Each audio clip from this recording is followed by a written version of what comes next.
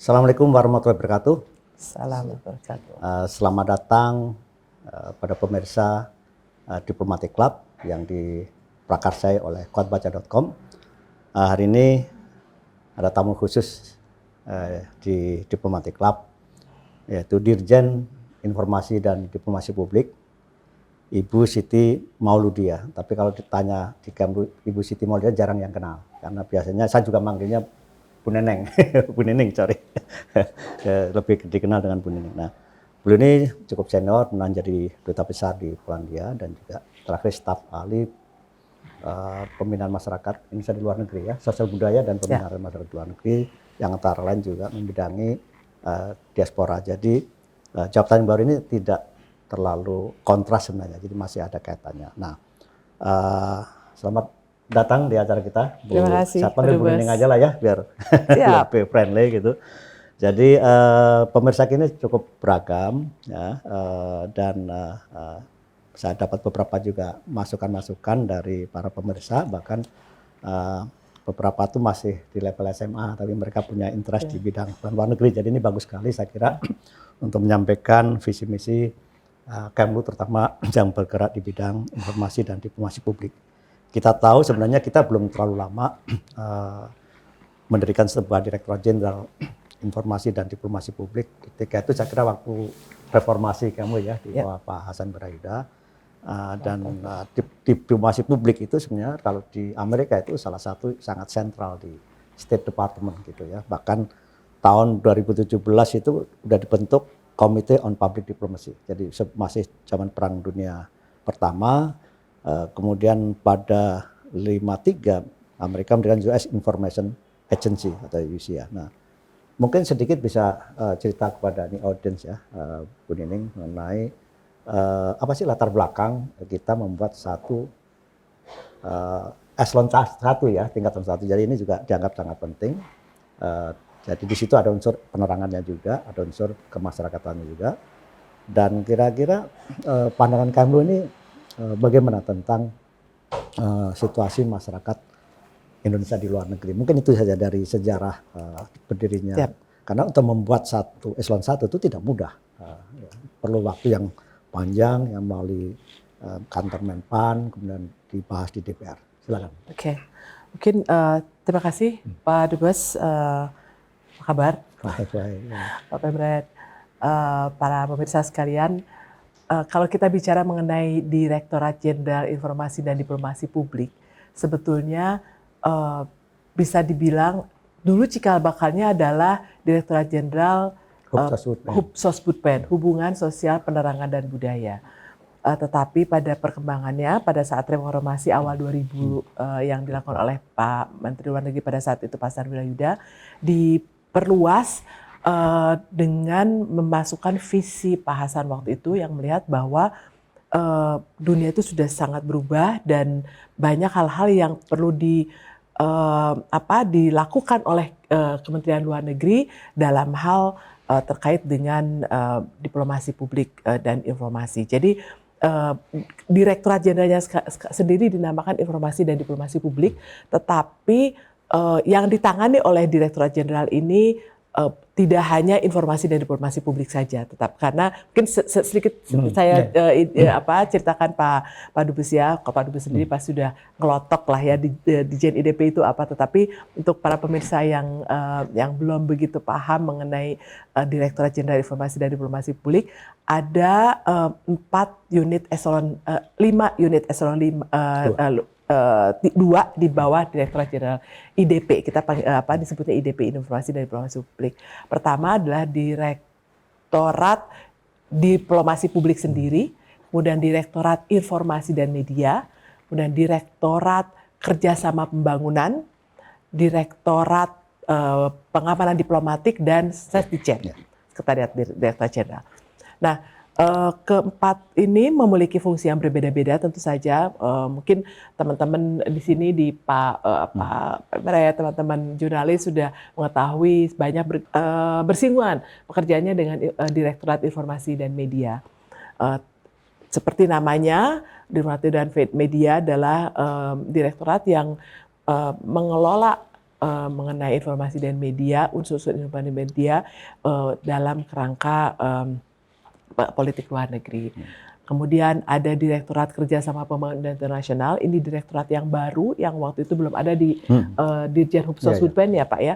Karena pada saat itu Pak Hasan melihat bahwa Indonesia itu sudah pada saat itu almost graduating dari penerima bantuan menjadi pemberi bantuan.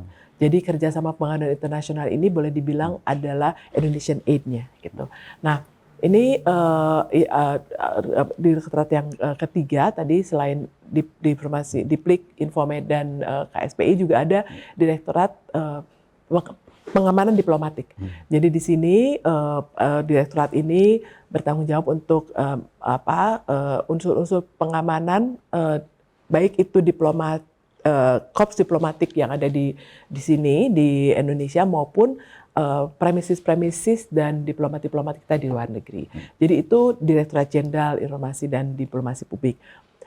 Khusus terkait dengan Direktorat Diplomasi Publik sendiri memang ini juga baru kalau boleh dibilang dulunya kan ada Pensosbud itu ya, penerangan yang sekarang jadi informasi dan media, kemudian Sosbudnya ini lebih ditujukan kepada diplomasi publik. Di kita sendiri diplomasi publik itu lebih ke 2+1 sebetulnya. Yang pertama dari kedua ini adalah tujuannya adalah untuk membumikan politik luar negeri di Indonesia. Jadi supaya masyarakat itu bisa pertama mengerti, bisa juga mengetahui manfaat-manfaat dari Polugri itu kepada masyarakat. Karena at the end of the day, apa yang kita lakukan kan harus dapat dirasakan oleh masyarakat luas. Ini menarik, dulu ya? ada istilah Pak Hasan itu ada intermestic gitu ya. Nah, kita ingat. betul. Jadi memang apa yang terjadi di luar itu juga cerminan di dalam gitu. Jadi kadang-kadang kita jadi tumpahan segala masalah, tapi sebenarnya kan akarnya juga dari negeri ya. Jadi gitu. Saya ini ada sebentar Pak. Mungkin yang kedua terkait dengan Diplik itu, yang kedua adalah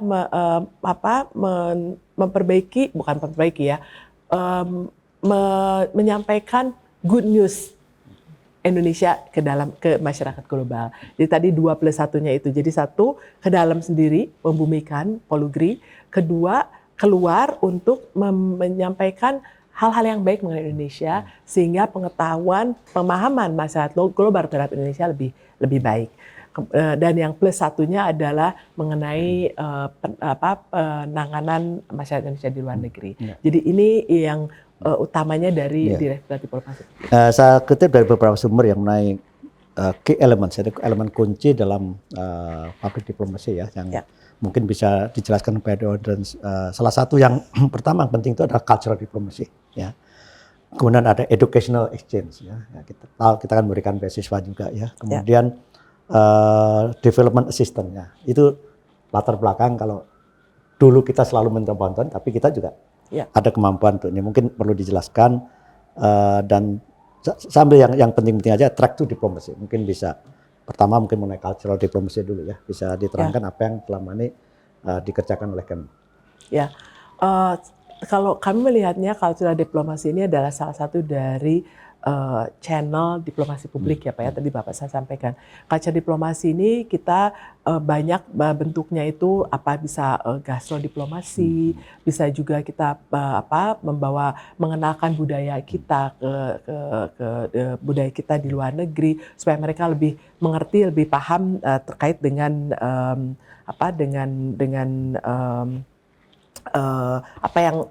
nilai-nilai kita. Dan kita juga ada pertukaran budaya juga gitu Pak ya. Beasiswa kami juga masukkan ke dalam cultural diplomasi Pak, dalam bungkusnya itu kerjasama pembangunan juga. Kalau beasiswa itu mana aja selama ini ya yang beasiswa yang ini berikan? Sebetulnya kalau yang khusus ditangani oleh di Dirjen IDP Pak, itu beasiswanya adalah beasiswa seni dan budaya. Jadi beasiswa seni budaya ini adalah kita mengundang pemuda-pemuda dari negara-negara sahabat untuk datang ke sini selama 3 bulan belajar mengenai budaya Indonesia. Itu ada kriteria misalnya negara berkembang atau Hanya khusus negara berkembang atau karena ya, negara berkembang sih, aja, ya? Karena kita masih terbatas, jadi masih terbatas negara berkembang. Ini jumlahnya sekarang sudah lebih dari 90 negara yang menjadi penerima, Pak. Dan ininya sendiri alumninya sendiri sudah banyak. Jadi kita sekarang sudah justru untuk beasiswa negara berkembang ini kita beasiswa budaya BSBI ini kita sekarang sudah mulai melihat untuk pemanfaatan mereka lebih banyak, karena selama ini kita kan sudah membawa mereka untuk belajar budaya kita, kemudian mereka pulang. Nah sekarang kita akan memanfaatkan mereka yang alumni ini untuk bisa menjadi diplomat kita di luar negeri. Gitu. Ini saya kira yang memang selama ini kita kerjakan. Jadi kekuatan kita sebenarnya di budaya itu luar biasa ya. Memang sayangnya belum ada satu institusi khusus ya. Kemudian saya pernah ikut di satu seminar mengenai topiknya mengenai Nusantara Wave. Salah satu narasumber yaitu bagaimana dengan Amerika dengan Hollywoodnya, ya, India Bollywood, ada J-pop, K-pop ya. Mereka terus sekali ya. Saya tidak tahu kondisi sekarang itu bagaimana. Itu untuk diplomasi publik ya, dalam hal culture diplomasi itu core-nya itu di mana? Karena kayaknya kita masih belum punya satu institusi betul, Pak. yang ini ya. Mungkin kita memang harus punya, karena kan diplomasi publik itu sekarang aktornya banyak sekali ya Pak ya. Bukan hanya Kemlu, pemerintah daerah juga mereka melakukan diplomasi publik. Karena mereka ingin mengenalkan kebudayaan daerah mereka ke negara-negara sahabat. Jadi memang aktornya banyak sekali. Belum lagi kalau kita masukkan diplomasi pendidikan ke dalam diplomasi budaya juga, ini juga universitas-universitas juga mereka sangat gencar untuk mempunyai kerjasama dengan counterpart mereka di luar negeri. Jadi memang ini kita sebetulnya kita sudah pernah ada upaya menyusun strategi dalam soft power diplomasi Pak ya. Karena budaya ini kan menjadi aset dari soft power kita juga, walaupun soft power kita bukan hanya budaya ya, tapi banyak juga yang lain soft power kita. Tapi utamanya adalah budaya. Ini juga sudah pernah ada upaya. Mungkin kita lihat lagi Pak, kita akan karena sudah ada, maksudnya sudah ada draftnya lah, kita bisa finalisasi.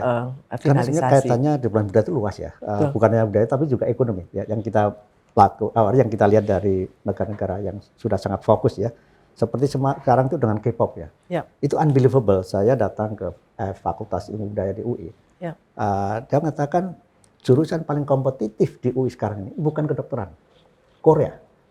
Jadi bagaimana hebatnya mereka bisa mempengaruhi, dan itu kan efeknya apa? Ekonomi ya, seperti ya saya pernah praktekkan gitu ya, misalnya di Rusia itu sekarang turis Rusia nomor 5 gitu, the biggest spender dan sebagainya. Memang tadi yang saya katakan belum terstruktur, jadi memang kadang-kadang masih ada inisiatif dari Kemlu, dari perwakilan gitu ya. Memang karena anggaran itu kan kita terbatas, karena Kemlu itu bukan organisasi promosi sebenarnya, ya, tapi dengan anggaran terbatas itu, tapi sebenarnya kalau itu kita sinergikan. Mungkin Bapak ingat waktu kita selalu ada TTI ya Pak ya, Trade Investment dan Tourism, ini biasanya dikaitkan dibungkus dalam event budaya gitu ya, karena memang at the end of the day, semua promosi budaya ini, diplomasi budaya ini, ujung-ujungnya harus bisa membawa manfaat. Yaitu ya kalau istilah Presiden Jokowi nominalnya ada gitu. Jadi memang ini juga perlu kita sekarang sedang mencoba untuk melihat ke situ Pak. Dan kita semua berbicara dengan all stakeholders Pak. Tadi saya sampaikan dengan pemerintah daerah, dengan KBRI tentu saja, dan mulainya kami di Ditjen IDP sendiri bicara dengan unit-unit regional gitu. Karena kadang-kadang di Indonesia ini kan barang yang paling mahal itu koordinasi ya Pak ya. Kita satu gedung, not necessarily we talk to each other gitu. Jadi kita di dalam sekarang sudah fokuskan apapun yang kita akan lakukan di diplomasi publik, dalam kerangka diplomasi publik di luar itu harus sejalan dengan teman-teman di regional. Kemudian juga harus bicara dengan dengan perwakilan dan stakeholders lainnya. Tadi apakah kita dengan pemerintah daerah, karena pemerintah daerah mereka punya anggaran yang kadang-kadang lebih besar dari kita ya Pak untuk promosi gitu. Cuman di satu kadang negara. fokus Jadi, mereka itu. Jadi kita bantu, peran kita bantu untuk ya. memfokuskan seperti misalnya, mana sekarang yang jadi fokus di Ditjen Aperop misalkan. Ditjen Aperop punya sekarang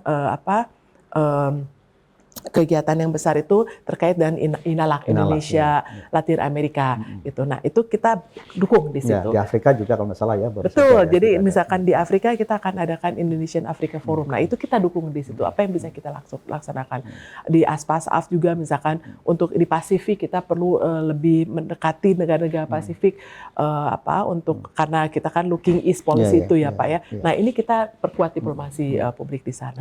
At the same time Pak, tadi saya sampaikan bahwa di Ditjen IDP juga ada KSPI. Ini KSPI ini sejak tahun 2019. Apa singkatan apa? Kerjasama Pembangunan Indonesia Internasional Pak. Jadi yang dulu KST. Okay. Dulu saya kebetulan direktur KST agak lama. Ya. Sekarang namanya Direktorat Kerjasama Pembangunan Internasional. Ini sudah ada anggaran khusus yang dikelola oleh lembaga seperti Indonesian Aid-nya gitu. Bahasa Inggrisnya Indonesian Aid. Jadi kita ada pemerintah menyiapkan trust fund, kemudian bunga dari trust fund ini yang kita pakai, dan ini lumayan besar Pak. Ini bisa kita gunakan seperti tahun ini anggarannya sekitar 400 miliar. Setelah kita juga udah melakukan pelatihan kepada warga Palestina ya. Oh banyak Pak, banyak. Untuk Palestina kemarin betul Palestina, itu ini menjadi tools of diplomasi kita juga yang cukup kuat sekarang, karena dulu kan spread out, dulu itu dilakukan oleh kementerian-kementerian, kita nggak bisa ngelihat anggarannya berapa karena mereka pakai BIPA masing-masing. Kalau sekarang khusus di LDKP ini dengan brand Indonesian Aid, jadi kita tahu tiap tahun misalkan berapa yang sudah kita keluarkan gitu, seperti 500 miliar setahun. It's not small. Jadi itu di bawah penguasaan Kemlu atau ada dengan PDP? Jadi gini Pak, kalau untuk kerjasama pembangunan internasional itu ada 4 kaki sebetulnya. Ada Kemlu sebagai koordinatornya karena kebijakan di kita. Kemana bantuan akan diberikan itu kan karena terkait dengan politik luar negeri itu Kemlu. Kemudian ada Kementerian Keuangan yang menaungi keuangannya, jadi bendaharanya gitu. Kemudian ada Kementerian Sekretariat Negara dan Kementerian Bappenas. Yang Kementerian Bappenas dan Sekretariat Negara ini yang lebih mengetahui aset-aset kita apa, kemampuan yang kita miliki Indonesia apa. Jadi misalkan jangan sampai misalkan satu negara minta ke kita untuk diberikan capacity building di satu sektor yang kita tidak punya kemampuan. Nah, yang tahu peta kemampuan Indonesia itu adalah Bappenas itu. Mungkin bisa fokus yang karena polisi kita tentang Palestina udah sangat jelas ya. Maka di Mahkamah Internasional kita juga membantu Afrika Selatan posisi yang sama. Mungkin biar masyarakat tahu juga kira-kira bentuk entah apa tuh beasiswa atau apa dengan Palestina itu bidang apa? Apakah pertanian atau apa gitu ya? Oke. Jadi tradisionally Pak, kita sudah memberikan bantuan Palestina itu banyak sekali. Jadi dalam berbagai sektor, pertanian, kemudian UMKM, perbankan ya waktu itu, kemudian vocational studies, kemudian secara masif ya Pak waktu itu kita berikan. Tapi sejak kemarin konflik itu kita memberikannya lebih banyak lagi. Yang dari pemerintah sendiri kan kita kemarin sudah alokasikan 2 juta US dollar Pak untuk bantuan bantuan untuk kesehatan dan alat-alat yang diperlukan itu. Betul. Nah itu kalau rumah sakit sebelumnya Pak. Nah ini yang kemarin sesudah konflik Gaza itu, kemudian kita juga sudah akan memberikan juga bantuan kepada ICRC dalam bentuk tunai. Kalau kemarin kan dalam bentuk barang ya ini kan, dalam bentuk tunai lewat ICRC untuk membantu warga-warga Palestina yang terdampak. Jadi kita masif Pak, bukan hanya kemarin kita kolaborasi dengan ada stakeholders, dengan Basnas, kita bisa Paragon, PMI, kita mengumpulkan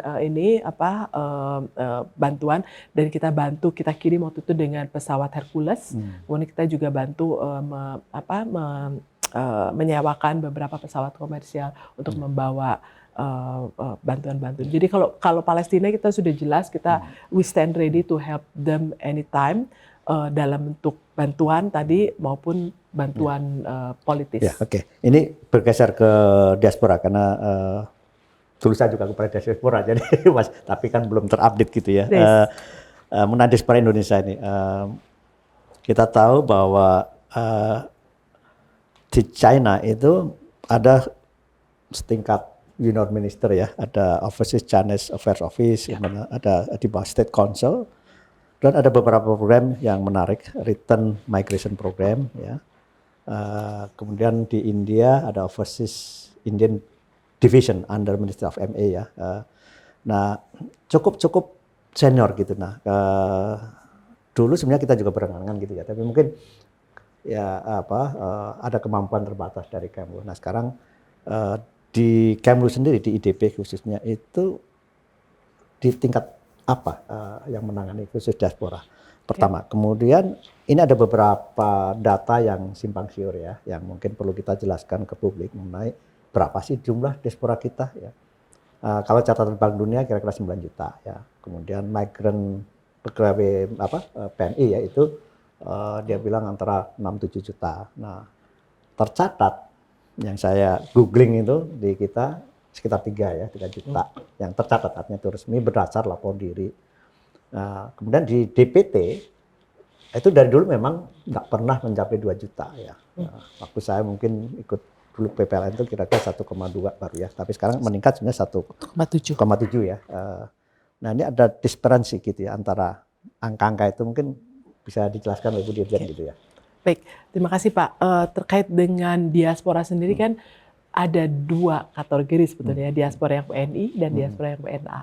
Nah, kalau yang WNI kita lebih gampang pendataannya karena kita ada lapor diri. Walaupun lapor diri itu juga kalau kita lihat pada saat sekarang misalnya itu snapshot ya Pak ya, karena ada diaspora yang udah datang belum lapor atau yang udah pulang tidak mencabut laporannya. Jadi makanya data ini sangat fluid, bisa berubah anytime, dan terus terang kita juga tidak bisa punya data yang sangat akurat. Ini kalau WNI. Yang WNA kita lebih sulit lagi datanya karena memang kita tidak punya dan tidak ada kewajiban mereka lapor. Tidak ada kewajiban. Kalau WNI kan harus ya Pak, secara ditulis itu ya undang-undang wajib. Kalau WNA kan tidak. Mereka biasanya kalau akan menghubungi perwakilan kira karena mereka kangen atau hanya dorongan karena pengen aktif saja, mereka ingin membantu gitu. Tapi selebihnya kita tidak punya. Nah, ini yang data ini yang memang menjadi perhatian Pak. Sekarang Pak di IDP kebetulan kalau di Kemlu sendiri kan sudah ada staf ahli Sosbud dan pemberdayaan masyarakat luar negeri yang saya jabat sebelumnya. Kemudian di Ditjen IDP itu ada Kasubdit khusus mengenai masyarakat Indonesia di luar negeri. Kita sebutnya masyarakat Indonesia di luar negeri karena memang itu istilah yang dicantumkan dalam Perpres setelah hukum tahun 2017. Populernya diaspora. Betul. Dan itu ada 4 kategori Pak. Diaspora kita tuh ada 4 kategori sudah disebutkan di situ, bahwa pertama adalah WNI yang tinggal di luar negeri. Kemudian yang tiga lagi tuh WNA. WNA yang bekas WNI, WNA yang anak WNI, atau WNA yang anak bekas WNI. Jadi hanya 4 ini kategorinya. Nah, ini kita kesulitan untuk mendatanya karena memang tadi itu. Oleh karena itu sekarang kami di Ditjen IDP sedang menyusun strategi peningkatan peran diaspora Indonesia Pak. Jadi strategi ini sedang kita siapkan. Mudah-mudahan soon kita akan punya zero draft-nya. Tetapi kita sudah punya juga. Jadi kita dua approach. Kita bikin strategi. Satu lagi kita juga masukkan ke dalam RPJMN. Itu karena kalau misalkan tidak ada di RPJMN agak susah kita mau nagih ke kementerian-kementeriannya yang terkait, karena terus terang diaspora ini bukan hanya solely terkait dengan Kemlu Pak. Oh iya, betul. Kan Bapak tahu sendiri, you are my predecessor betapa gitu sulitnya Pak. kita meyakinkan. Betul. Semua kewenangan-kewenangan yang sebetulnya bisa diberikan kepada diaspora itu tidak ada di Kemlu. Ya Pak, seperti misalnya visa diaspora di imigrasi, pemilikan properti di BPN, kemudian cara pembukaan usaha investasi di PKPM, kemudian taruhlah misalkan kemudahan naturalisasi untuk atlet di Kemenpora. Itu semua terkait, dan kalau saya lihat semua kementerian itu sebetulnya punya kepentingan dalam peran yang lebih besar dari diaspora. Dan diasporanya sendiri mereka eager Pak untuk bisa berkontribusi. Jadi dalam strategi ini saya selalu sampaikan kepada teman-teman diaspora, ayo kita susun sama-sama karena you are the one who is going to get the benefit and we are the one who is going to give you the facility gitu Pak. Ini menarik sekali ya mengenai ini. Kalau saya baca sejarah China, India ya. Itu maju juga karena peran diaspora. Jadi misalnya waktu China itu, ya setelah Deng Xiaoping dia bilang, saya tidak peduli warna kucing, yang penting bisa nangkap tikus gitu kan, artinya udah bukan komunis lagi gitu. Nah mereka karena ada satu institusi yang kuat, jadi dia punya database mengenai itu, dia ngomongin apa, dia tahu ada memang di CIA, di NASA, Boeing, Airbus dan sebagainya gitulah. Kemudian yang saya pelajari dia mulai membangun ekonomi khusus itu di dekat-dekat ya diaspora mereka pertama Hong Kong, Taiwan gitu. Nah, ada program yang saya kira menarik mungkin melalui Kemlu bisa diskusi ada Return Migration Program. Jadi dulu saya kira masih ada data beberapa orang Indonesia itu yang di Silicon Valley, ada satu orang insinyur yang punya 27 ketika itu patent rights. Tapi kalau mereka pulang, saya pulang apa gitu loh. Nah, kemudian masalah visa juga paspor ya. Saya ingat saya berkunjung ke Petronering Pak Archandra itu di situ, ini orang hebat itu dimangkat oleh Malaysia, malah diminta. Tapi begitu pulang, waduh isu masalah paspor dan sebagainya akhirnya. Nah ini kalau di sana saya lihat ada satu sistem, satu negara Australia aja kalau ada orang asing bagus dikasih paspor gitu ya. Nah kemudian yang kedua kayak India itu ada No India Program untuk anak-anak muda yang keturunan India 3 minggu di sini. Dari ini akarannya di sini. Nah, ini mungkin melalui Kemlu ya, memang itu kan kewenangannya banyak kementerian ya. Melalui Kemlu mungkin ini loh bagaimana sebenarnya diaspora itu berperan. Cuma memang ada kendala-kendala. Misalnya kalau Cina nggak peduli nomor warga negara apa aja, gitu. Pulang kita butuhkan langsung. Nah kita kayaknya belum ada satu sistem program untuk mengadop itu dan ya saya tahu memang ini bukan kewenangan Kemlu tapi mungkin justru itu Pak. Dari pengalaman itu kita grand strategi pemberdayaan dia peningkatan bukan pemberdayaan ya Pak. Pemberdayaan itu kesannya seperti mereka diberdaya, mereka sudah berdaya, justru mereka pengen lebih berperan lagi gitu. Jadi peningkatan peran diaspora ini kita kita berangkat dari premisis mereka mau lebih berperan, apa yang menjadi hambatan.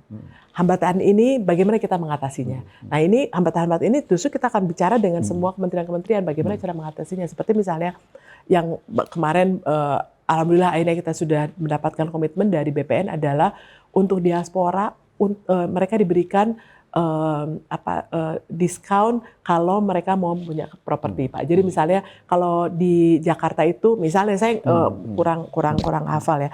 Untuk membeli properti itu minimal misalkan 10M. Untuk diaspora Indonesia itu mereka bisa beli yang 7,5 gitu. Jadi ada perlakuan khusus kepada diaspora karena they are not merely hanya WNA, tapi mereka adalah WNA yang diaspora, yang darahnya masih ada merah putihnya lah kalau mengalirnya gitu ya. Jadi ini Pak, jadi ini yang kita akan arahkan supaya nanti mereka perannya itu bisa maksimal, tidak ada hambatan tadi seperti paspor, karena semua seperti BUMN. BUMN mereka punya data mengenai diaspora yang mereka incar punya Pak. LIPI, BRIN sekarang mereka punya asosiasi peneliti gitu. Jadi setiap kementerian itu sebetulnya mereka punya kepentingan. Nah, dalam kalau saya bilang saya selalu terbuka. Saya bilang kalau misalkan ujungnya dari strategi ini adalah adanya satu lembaga khusus penanganan diaspora, so be it. Tapi kita bikin strateginya mengarah ke sana gitu. Jadi nggak bisa misalkan oke, dalam 4 tahun kita pengen dari institusi, jadi udah nanti 3 tahun lagi aja kita bicaranya, nggak bisa. Dari sekarang kita harus mulai bangun argumen, cases bahwa oke, Din, atau misal ujungnya bodoh kenegaraan, by all means, let's talk about it. Let's be open-minded about it. Let's talk about it. Kalau memang kesepakatannya apa itu di sana, ayo kita ngomong bagaimana caranya ke sana. Ya, ini isu yang saksi ya di diaspora itu mengenai duit luar kenegaraan. Saya sempat mempelajari macam-macam itu, memang sulit buat kita. Tapi walaupun sudah ada kemajuan, artinya untuk mixed marriage itu sampai umur 18 ya, kalau salah itu 18. Dia bisa 2 keluar negara. Ini satu kemajuan luar biasa. Tapi mungkin kalau Cina udahlah, jangan dikatakan negara yang sangat dia state yang sangat menentukan gitu kan. Kalau besok kasih paspor kasih aja gitu. Tapi ada mungkin model-model yang in between gitu, model India ya. Dan mereka yang keturunan kan punya cut of person of Indian origin ya.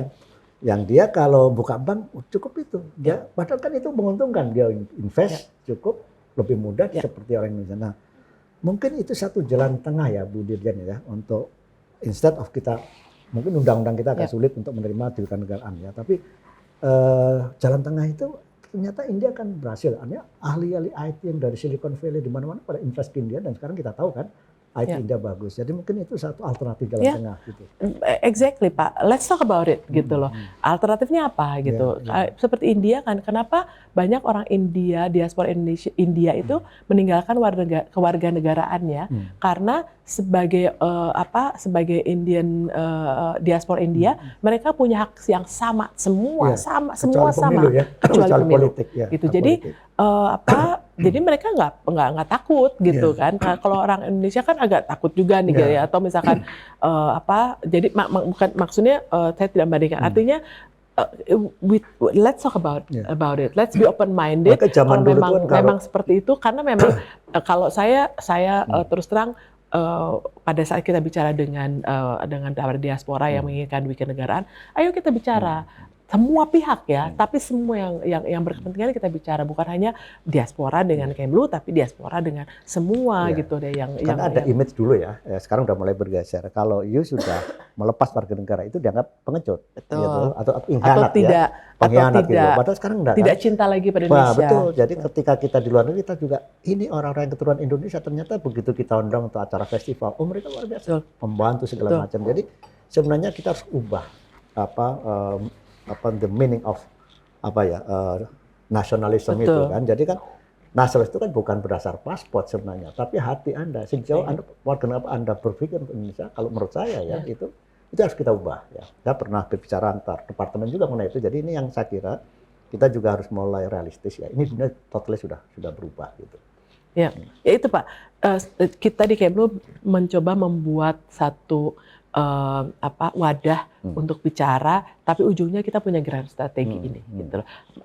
Kita Saresehan Nasional maunya di akhir sana ada ada institusi yang menangani diaspora, semua di satu pintu, semua itu oke, let's do it. Juga libatkan arahnya dari, apa? Tapi DPR ya, karena kan semua Pak. Ini menyangkut undang-undang gitu. Betul, kan, semua. Jadi kalau misalkan mau ujungnya duit kenegaraan, tapi itu konsensus nasional ya, gitu. Apa ujungnya mau itu kita konsensus nasional. Makanya sekarang kita susun ini karena kan RPJM sekarang sudah disusun.